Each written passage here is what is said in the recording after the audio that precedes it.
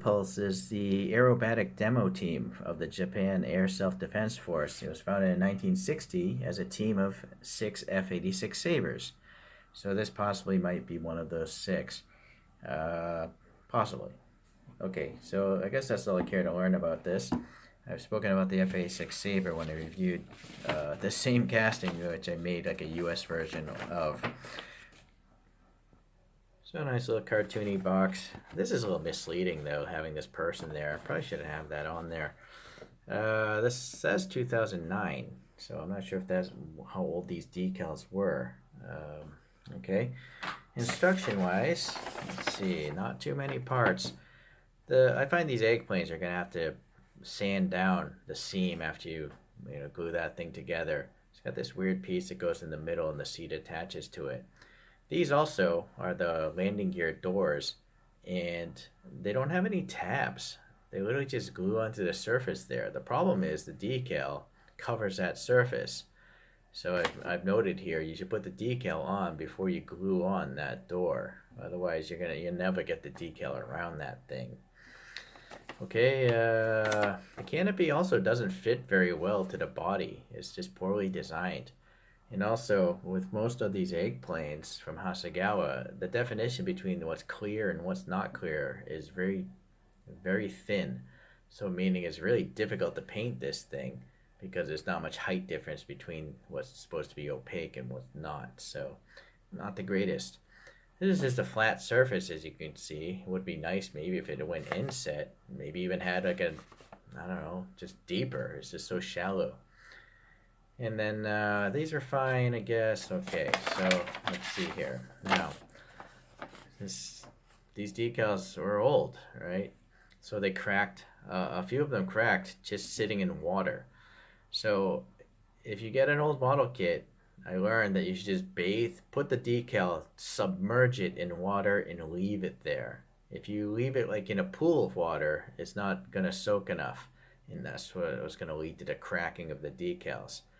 So yeah, it's an issue. What's also not great is I wrote cut here because this like arrow, this sharp pointed part is the same decal as the edge part, but it's such a weirdly designed long thing. You're gonna tear it. I tore one of these decals, as you'll see later on. Also, this tiny decal section covers up that machine gun recess, so that makes no sense. I cut it. This is actually all supposed to be one decal. This, that. It's just too long, so it cracked. It cracked because they're old decals. Maybe if you get a new model kit, it won't be an issue. Same thing here. Very weird, very sharply pointed decals that want to crack off or fold over. It's just a really difficult livery. This decal here is simply too wide. It's too wide. It's strange. So you'll see later on. So I would suggest you cut a bunch of decals to avoid tearing them. Like this little arrowhead is so thin compared to this section that it's attached to. I think you're just going to tear it. So you'll see there's a whole bunch of numbers here. So these are the different airplane liveries. Oh, I see. So this is a 1981 livery. So it's not one of the original ones. I already forget the Wikipedia thing. All right, well, yeah. So let's take a look here. Start at the bottom. This is so crazy. This decal here is 4 things. And then it's expected to go around this landing gear, which is part of the same plastic as one of these halves. Impossible. So I cut it with scissors and it cracked the decal. Yeah, so then the second half I used an X-Acto knife to cut out the clear part, because that clear part would never get around this wheel, the stock of the landing gear. So you have to trim off that decal.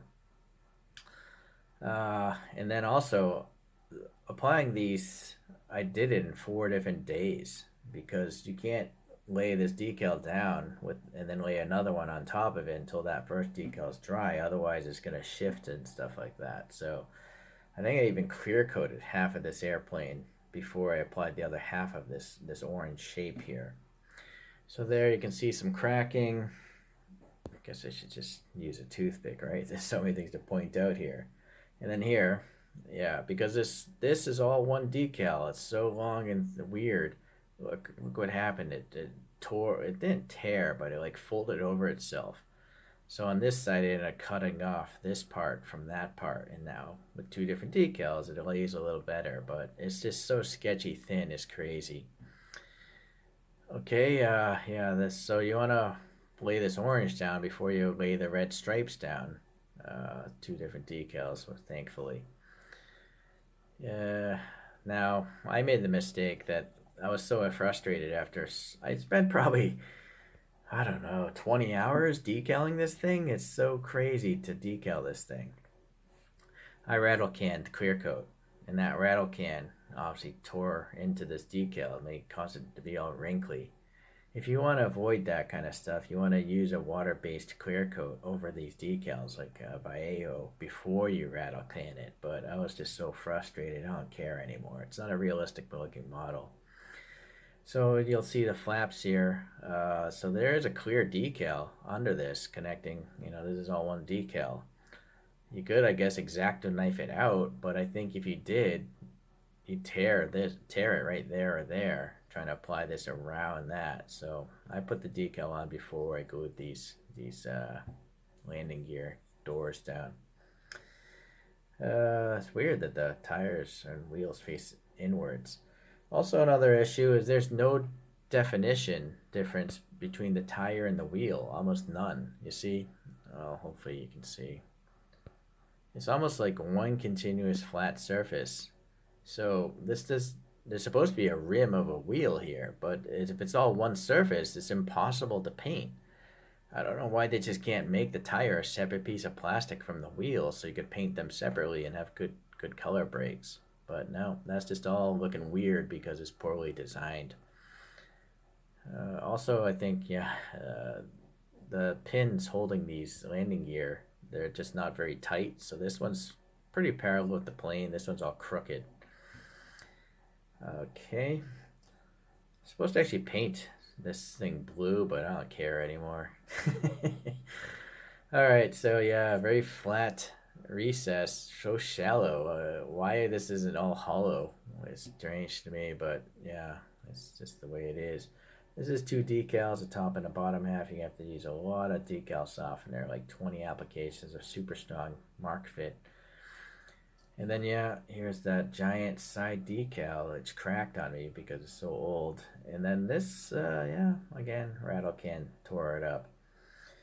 So I ended up cutting, there's supposed to be blue here, but that makes no sense. Look at these, look how deep these recesses are. There's no way you'd be able to get a blue triangle to lay over this without air gaps behind them. So that's not Hasegawa's fault. It's just the delivery of the actual real airplane doesn't make, it's just not easy. So if you want this to look realistic, you have to mask this off and paint it yourself. But this is such a random color of blue. It's like a random aqua color, so it'd be really difficult to match this. Okay, so I'm using school glue to hold this down, but here's that super wide triangular decal in the front. It's just really wide. You see how it ends here? The issue is these two decals here aren't shaped to match the width of this decal here. So I didn't find a problem with the shape of these two side decals matching the cockpit. It's just this one's too wide. It's very strange. And then, I had to add a second. Luckily, it came with 4 extra little decal pieces because there's a bunch of white here showing because this decal is too narrow. They should have just made these side decals wider to actually cover the cockpit because the cockpit, yeah, it's just the decals don't match the body very well. I guess that's the summary of that. There's no pilot figure, unfortunately, but there is a decal of some instruments, I think. Yeah, so that's neat. And then here, it's just a whole bunch of air pockets and stuff because the livery itself, again, really difficult to do. And then a whole bunch of extra blue pieces to cover up the white gaps of the decals. Also, there's the clearness of the decal sticking off over the fact, so you might want to trim those off if you want this to look nicer. But trimming decals is not my idea of a good time. And then the separation again, yeah, it's very shallow, these windows. Look at the surface, it's almost the same surface, so it's really difficult to paint the frame. If you wanted to do better, you'd use masking tape, but then you're cutting into the plastic, and if you're not cutting that properly, you're just going to create a groove for paint to go into. So I still prefer to hand paint these window canopies.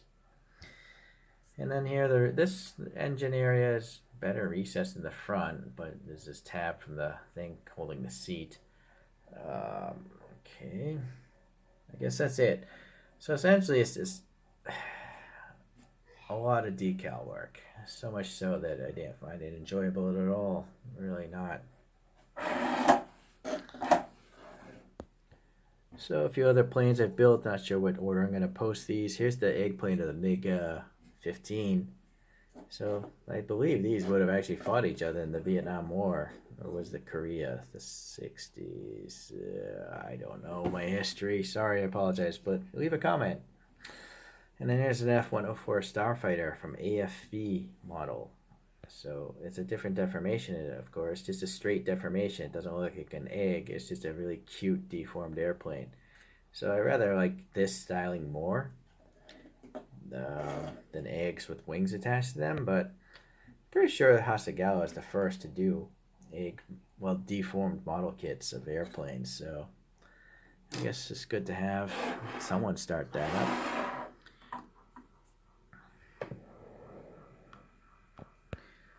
Sadly, I'm not at home, so I can't show you the USA livery one I did, but you can look it up in the channel. Thanks for watching, everyone. We'll see you the next time we do a deformed airplane video.